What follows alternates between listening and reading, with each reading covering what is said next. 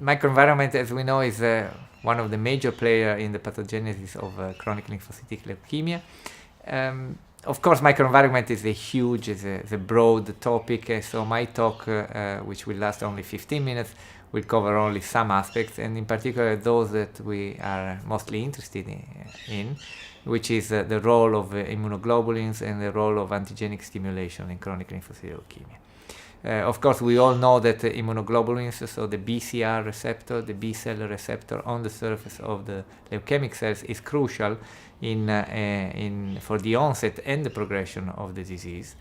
There has been a long standing search for the antigens that are binding to these immunoglobulins in order to induce proliferation and the survival of the cells. And so we are presenting the data that are in line in this search. For many years, a number of antigens have been proposed, bacterial antigens, viral antigens, or especially self-antigens. Since a few years, there is now a new theory, a new approach to the problem, and it seems that CLL cells have the property of so-called autonomous signaling.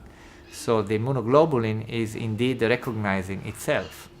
And this is not probably enough to induce the full proliferation of the cells, but it's probably important to select the clone.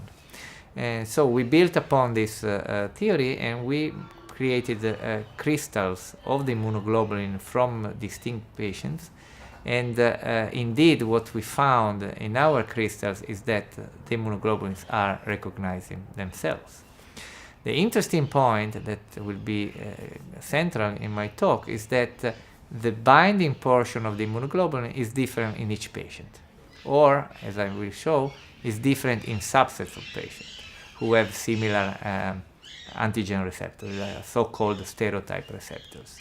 And we are showing evidence that are now submitted for publication, suggesting that the way how the immunoglobulin binds to itself is probably associated with the biological behavior of the cell, but also with the clinical outcome of the patient.